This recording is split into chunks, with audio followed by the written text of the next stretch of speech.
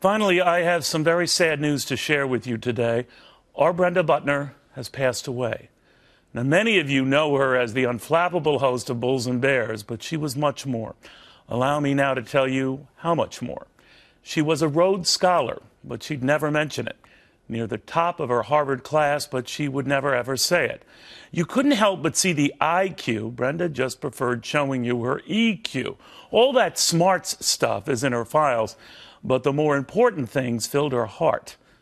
Like motorcycles. She loved them. It's true.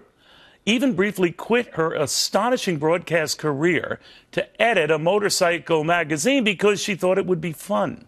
We used to joke that Brenda had a sort of a different bucket list in life. It's when you saw hers, you realize maybe your bucket list was the odd one, because Brenda's captured what really mattered in life. Like how much she loved animals and couldn't help retweeting how delighted she was when Ringling Brothers announced it was shutting down, to how much she loved her incredible daughters and the pride she took seeing her youngest vote for the very first time last fall. Little things in life that define the big things in Brenda's life. A woman who would gloss over talking to financial and political kingpins as just another day at the office, far more eager to share her plans for a girls' night out with her daughters after that day in the office. No bravado, just brave, incredibly brave. You never knew what was going on in her life and how much she was going through in her life. Just that in her sickest moments, battling an unrelenting cancer, there was Brenda cheering you on, whether it was staffers whose birthdays she would never miss, or sick colleagues to whom she was always reaching out, including me, checking in after my heart surgery and urging me to be strong, as she carried a far greater life and death burden. But she never said a word, ever. She took stock of life much more than any stock in life. It's what separated her from everyone else in this business, not just dollars. You see, Brenda had depth. It seems fitting that Brenda was among the very first to put a kind female face to this once staid-old male bastion of business. It was she who first invited all into this often off-putting world with something called the Money Club. She once told the Sun Sentinel being a woman actually gave her an edge. Women are not afraid to simply admit they don't know about something, which men rarely do, she said. So women realize there is no such thing when it comes to understanding an investment. Thing is, Brenda didn't ask stupid questions. She asked real questions, and woe to the guest who wasn't ready for them. Brenda kept score without ever having to settle scores. Everyone deferred to her. Everyone listened to her.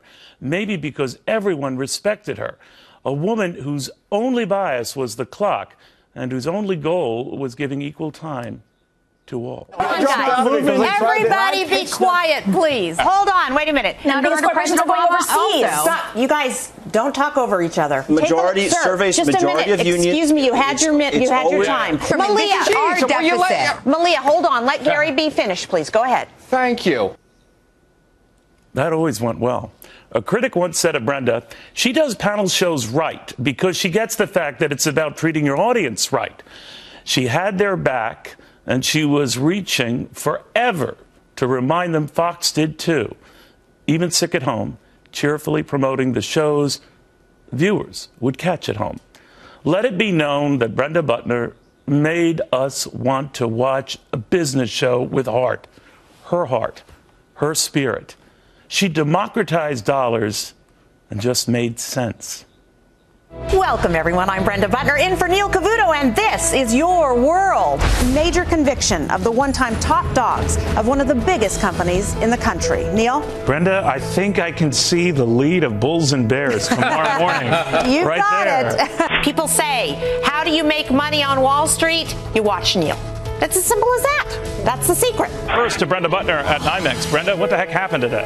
Hey, Neil, in a supply-starved market, almost anything can push up the price of a commodity. Neil, get ready. You think you're paying already at the pump? Not close to it. What happens? It's very easy. It's hot. It's summertime. It will cool down. I think we should spend more time paying attention to the smartest woman on the show because she's absolutely right. Brenda, what do you make of his shameless I sucking think up? he's really smart. And handsome. It's up significantly since this whole thing began. It's not a matter of crawling in a cave. We have done amazingly to stop this war on terror. I just don't think you can be, you have to be prepared for the next day. What does that mean, artificial? The market goes up. Yeah. It goes up.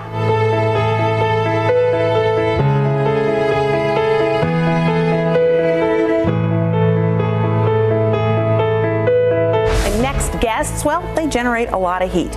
And as Neil would say, wait, this is a very important business story. I'm talking about the hunkiest members of the New York City Fire Department. Anybody set a fire just so that they could meet you? Don't give them more power than they deserve. Get out there and tell the story. Yes, The truth. you can. The truth. Brenda's like listening to Newt Rockney. Let me just comment on Brenda. In the world I live in, it's Gary's world, where everything is good. Prices are stable. There's no inflation. There's no downside. A lot of money. It's a good world, Gary. Gary's tell you world what, is a Neil, good world. You could be a politician too, because any question you don't like, you just don't answer it, but you still make me feel like you did. I have the answer to this whole holiday sticker shock. Domino's. How much sugar have you had today? It's called trivia. Okay, John, are you a bull or bear on that? I like a Coke and your Domino's pizza in your fridge, Brenda, is my favorite meal, but not the stock. I'm a bear. All right, you coming to dinner? Yes or no? Are you available? No, I'm married and I have 2 children. How about you? Taken. Oh, man. Well, it was still good. And, there are some days when I'm so glad Neil is on vacation.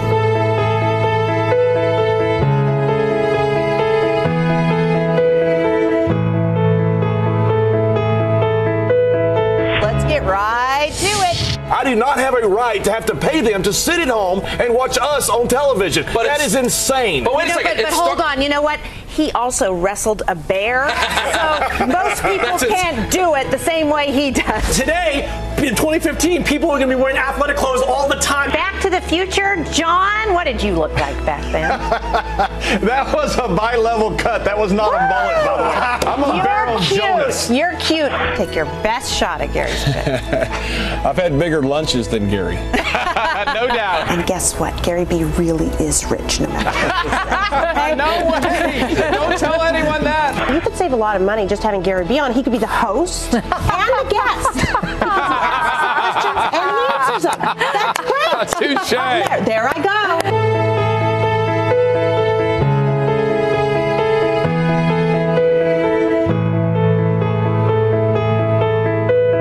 You didn't have to wear your shirt today if you didn't want to, Bradshaw. Anyway. What about me, though? It's the same reason you wear polyester pants and have dirty shirts oh when you're home. my gosh, we're taking There. hits Take right and that, left. geezers. John, please save us. Predictions. Take it away. Lulu's a Dolphins cheerleader. Lulu is a true treat. Looking dogs in the eyes is good for humans as well. That's the latest research, and they're the largest global company in veterinary medicine. Watch out. Ramon's going to replace one of you guys. You're like a tree, right? Albino I'm a tree. Eagle. Yeah, you're a tree. I'm a tree. Poor tree. There are a lot of female viewers who would like to be a tree hugger right now, I think, Gary.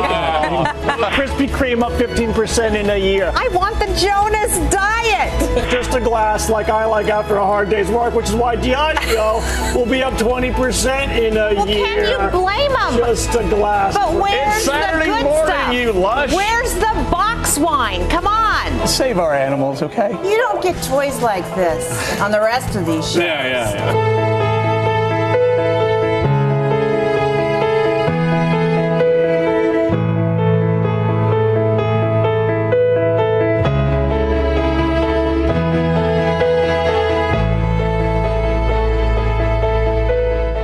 In New York, Brenda Butner, Fox News.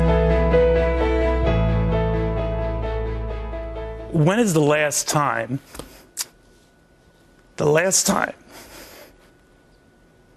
you laughed at a business show? I don't know. Business journalism is never going to be the same. I just don't know, now that she's gone, whether we'll ever be. Brenda Butner, gone way too soon at 55.